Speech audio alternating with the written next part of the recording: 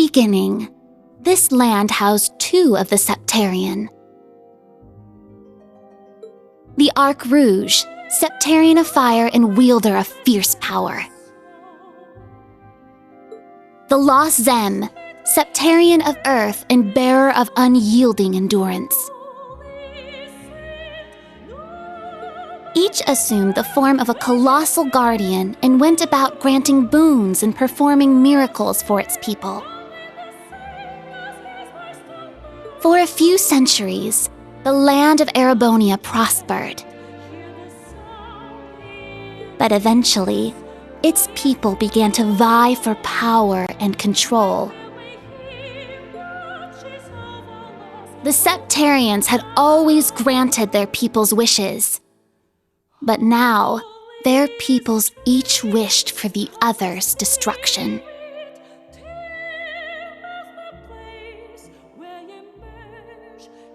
And so, the two colossi began fighting. Their battle ravaged the earth and split the sky, devastating the entire region. The humans tried to stop them, but it was in vain. The Septarians' fight continued 1,000 days, scorching the land black. When the battle ended at long last, it was a tie. Exhausting their power in one final strike, the two Septarian were blown away, left as nothing but empty shells. Yet the tale did not end there. The power expelled by each Septarian collided and became one, resulting in the creation of an entirely new entity. The Great One, the Septarian of Steel. It was an existence created from the union of fire and earth. It was beyond anything else in this realm. It was the ultimate source of power. Though things seemed fine at first, the survivors of the war soon realized the eternal conflict within it. They knew this conflict would cause it to grow ever more unstable, and that it was not something that could be handled by mankind. With the Holy Beast's assistance, the kins of fire and earth joined together to see the Great One sealed away. However, each of their attempts ended in failure. Left with no other options, they resorted to their final plan.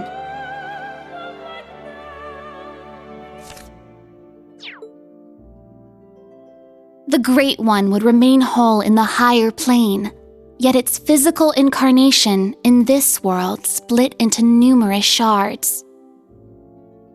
It was this final gambit that saw disaster averted.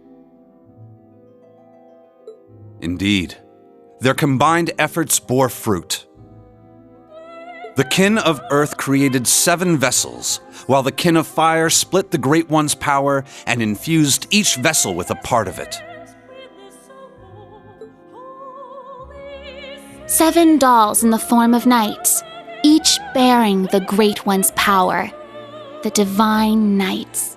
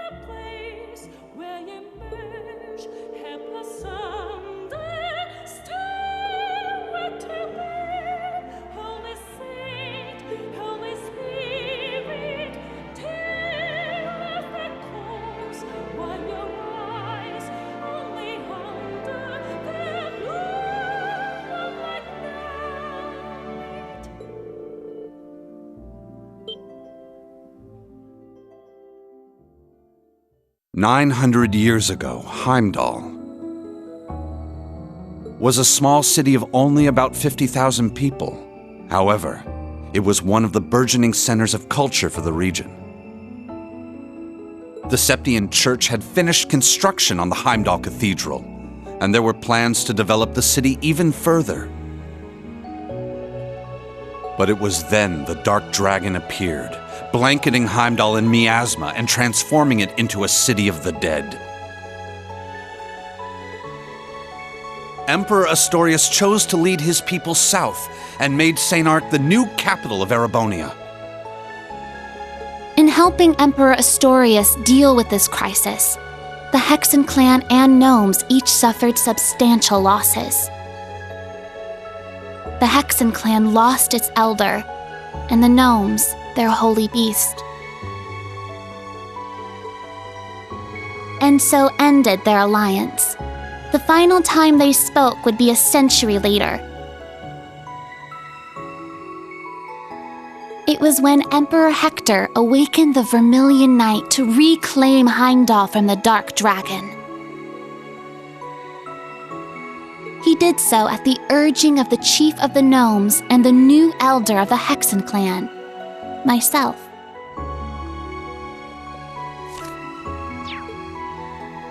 However, the Emperor fell to the Dark Dragon's miasma, and the Vermilion Knight to its curse. The Emperor's son had the chief of the gnomes and myself seal the cursed knight deep below the Imperial Palace.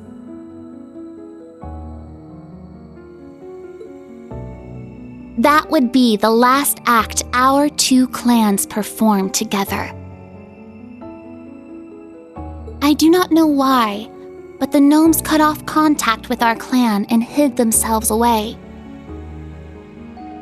In the 800 years that followed, whenever war struck Erebonia, a divine knight would enter the stage, demonstrate its might, then vanish.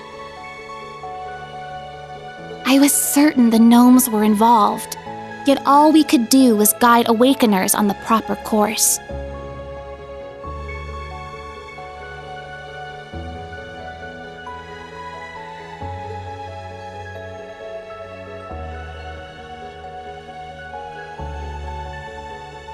This unending pattern reached its most fevered peak 250 years ago during the War of the Lions. The false Emperor Orthros unearthed the cursed Vermilion Knight, and a mercenary under Prince Lucius' employ awakened the Palatinate Knight. Prince Dreichels found the Ashen Knight, and Liane the Argent Knight.